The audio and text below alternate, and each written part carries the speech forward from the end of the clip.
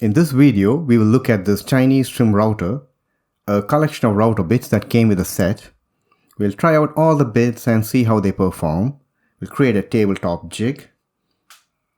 We'll even make a cactus planter box. And finally, we'll compare this with my other low-cost Aldi trim router. I'll be covering some basic information on this router and the various router bits that came along with it.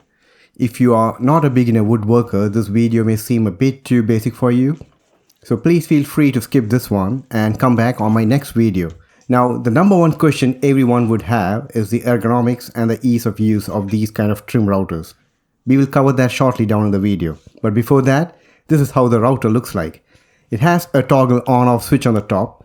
Access ports for the carbon brushes are on either side. It also comes with a pair of spare brushes. The three accessories include the trimming guide, straight guide, and a couple of wrenches. This kit is also supplied with a 15-piece router bit set, and that covers a collection of your most commonly used bits here, right from straight edge to roundover bits. We will cover all this in great detail in a short while. The base plate is made from acrylic plastic material with a really nice rubberized perforated grip. The locking mechanism of this is this black spindle on the side, lefty-tighty, righty-loosey, and all that. The entire trimmer feels really tight and good on the hand. Now regarding the specs, this is a 800 watt supplied in the UK and it runs at a frightening 30,000 RPM. Here I'm just setting up the straight edge guide. The two pieces are held together tightly with this wing nut, which is pretty much standard on these routers.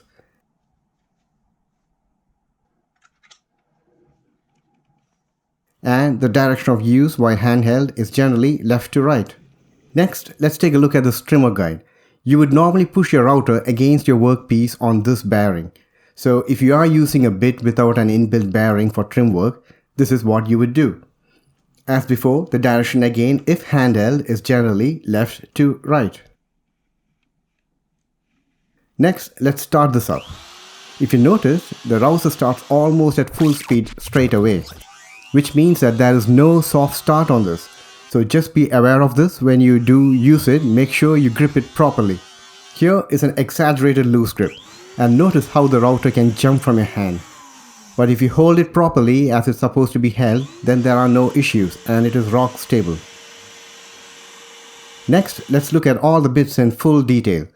The first set of collection are our straight bits. Here we have a 3mm, 6mm, there are two 12mm with one of them having a longer shank and a 16mm one as well. As it goes, you would normally use this to create shallow dados or rebates on your furniture carcasses or on drawers. Next is the cove box bit. There are again three sizes here, 3.17, 6.35 and a 6.35 with a bearing bit. This is generally used for decorative designs and for creating moldings. Next up is probably the most commonly used bits, which is the roundover bits. This is what you would normally use to get that perfect rounded finish at the edges of your project. Next is a chamfer bit, and that's used to get those smooth 45-degree bevels at the end of your workpiece. Next up is a Roman ogee bit. This is again used for decorative designs and on moldings. And here we have the V-groove bit. Again, this is used for decorative designs and moldings. Next is the flush trim bit. This is used to trim a workpiece against a template or a known edge of your project that needs to be trued up, like the bottom of your drawers. And finally is the dovetail bit, and that's just used to create a strong dovetail joinery.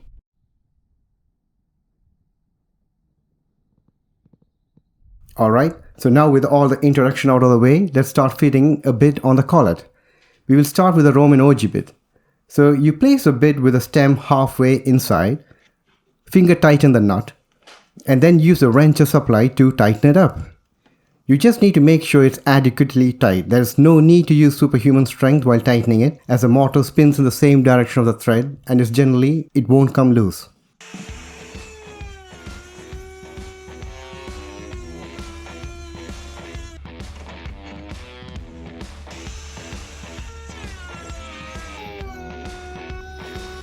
And that's how a Roman ogee profile looks. Next up is a chamfer bit. Now this creates a 45-degree bevel.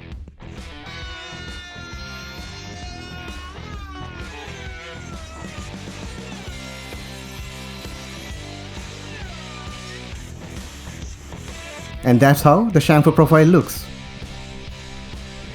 Coming up next is a round over bit.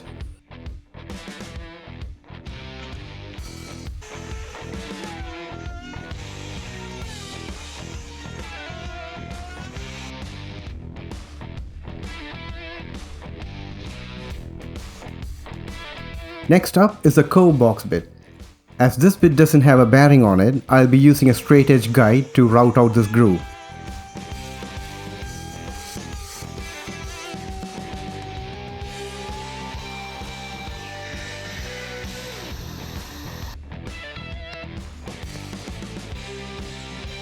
And next is a V groove bit. It looks very similar to the cove box bit, but this produces a V on the board rather than the shallow concave groove.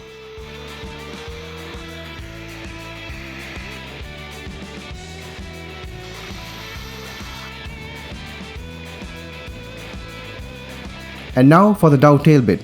This is normally used in conjunction with a straight edge bit. You first remove bulk of the material using the straight edge bit that's more or less the same diameter as your dovetail bit.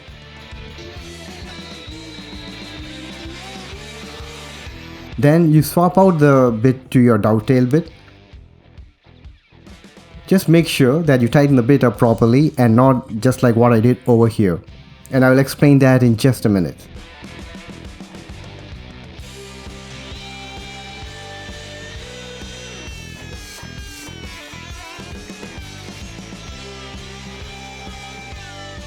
You can see that this bit was struggling on the sample board. It eventually came loose and caused this massive burnout. Okay.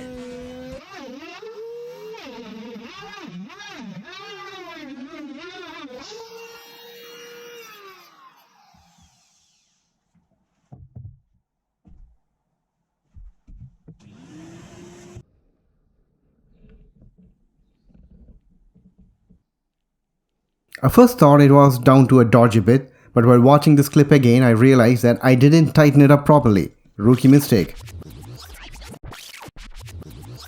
So just be aware of this and make sure your bit is really tightened up in the collet and avoid this mistake.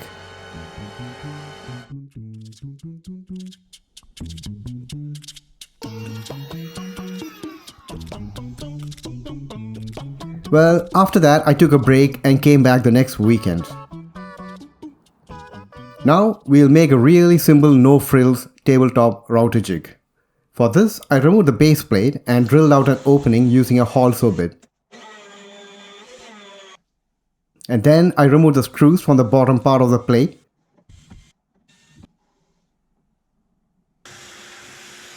I then transferred the screw locations onto this scrap laminate board and used some 5x8 dome headed screws to hold it all in place.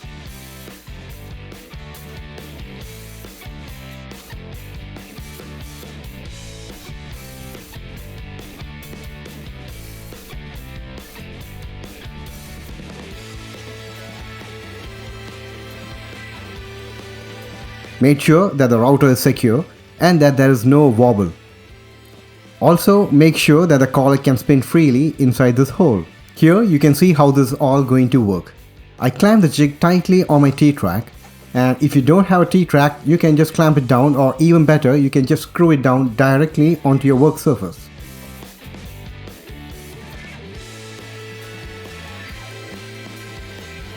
With all the safety checks complete, I started trimming an offcut to make some dowels. I'm using a round over bit on the trimmer for this.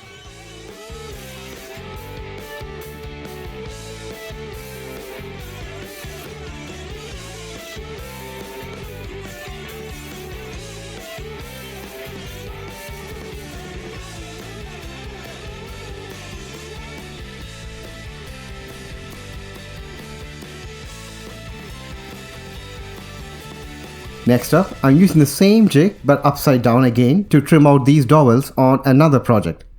So for that, you could use a flush trim or a straight edge bit for this. You just need to make sure that the bit is just on the surface of the jig, that is neither in nor out but just perfectly in line. So let's get on with it. So here you can see it works smoothly. The whole drawer is actually going to be painted, which I had posted on Instagram. Now for some quick and dirty project. This is an oak worktop offcut from my desk build. I'm planning to make a small IKEA cactus planter box using some of those router bits. Similar planters on Etsy and all retails for around £25, so this is a pretty good project if you want to get doing it. The decorative patterns here are going to be made just using a cove bit and a V-groove bit.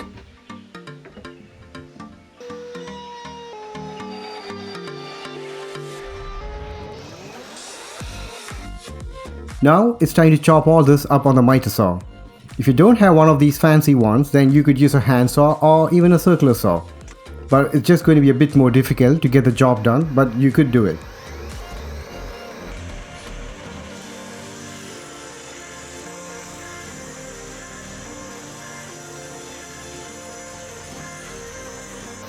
Now if you're curious about this flip-top workbench, I do have a very detailed video covering this exact build. Links down in the description.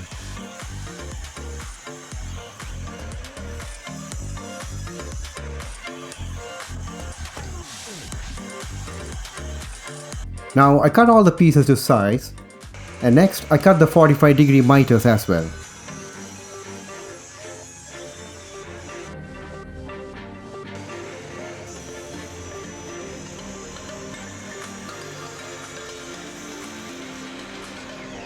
And then glued it all up.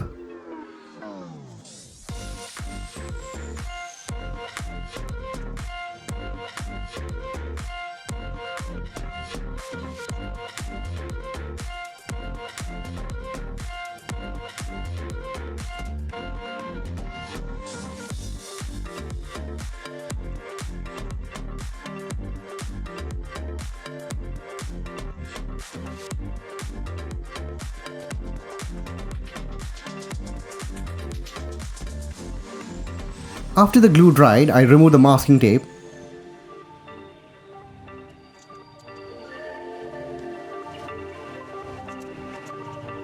And yes, it does look like a right dog's breakfast now, but nothing that a bit of sanding will fix.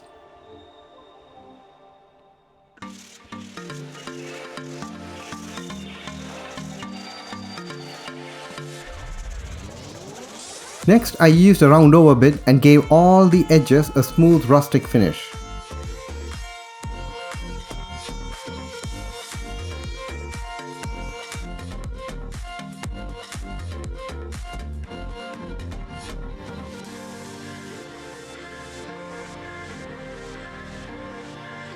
And finished it all with some hard wax oil.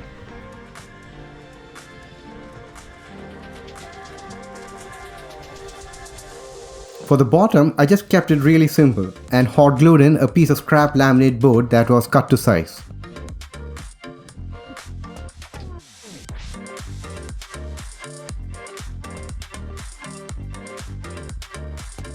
And here is how it looks. Not bad, if I may say so myself, for using some scraps and very little work with your router.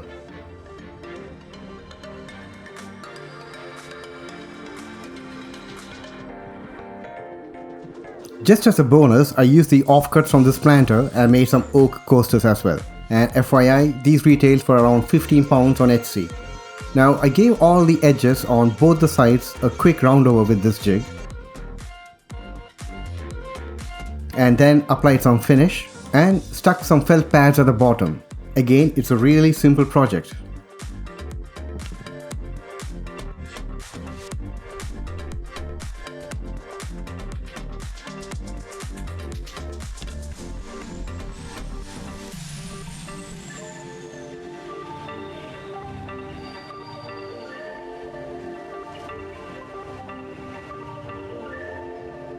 Next, let's compare this with my Aldi trim router. First, let's look at the locking mechanism. In the Aldi one, it's just a clasp that holds it really tight. I found this actually easier to use than the other router.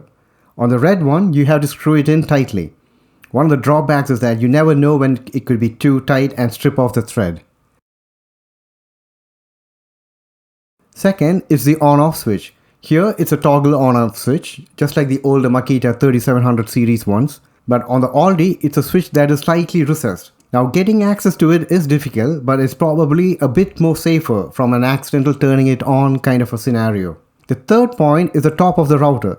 On the Aldi one, it's flat top, so you could rest it upside down after use. But that's not the case with this one, as the wire sticks out at the top, again like the older Makita 3700 series. And this could be useful if you're trimming sideways though, as your cable will not get caught on your workpiece. Now let's look at the specs. The Aldi one is rated at 500 watts and runs at 33.5k RPM. And this one is 800 watts which runs at 30k RPM. However, in real world use, there isn't much difference between them. Next, let's look at the sound decibel comparison. As you can hear, this red trim router is way quieter at around 65 dB. Next, it's a cable length. This one counts with just 2 meter lengths, and the Aldi one is at 3 meters. I've seen multiple users complain about the short length cable, and I'm not really sure why the manufacturers do this. It could be a certification limit thing for export. And finally, in terms of grip, they are both equally well balanced for one-hand action, and there's not much difference in between them. So now you may ask what my verdict is on the trimmer. Well, if your budget is tight, or if you just need a second pair of router with some preset depths on your bits, then I would suggest you to consider this router. Links are there in the pinned comments below if you want to check it out. And that concludes this video, and hope this was useful. If you liked the video, give it a thumbs up. Please comment down below for any questions or discussions. And if you haven't subscribed, please consider doing so. The next few videos are purely going to be focused on home improvement and furniture builds, which you may like. Now thanks guys, and I'll catch you all in the next one. Bye!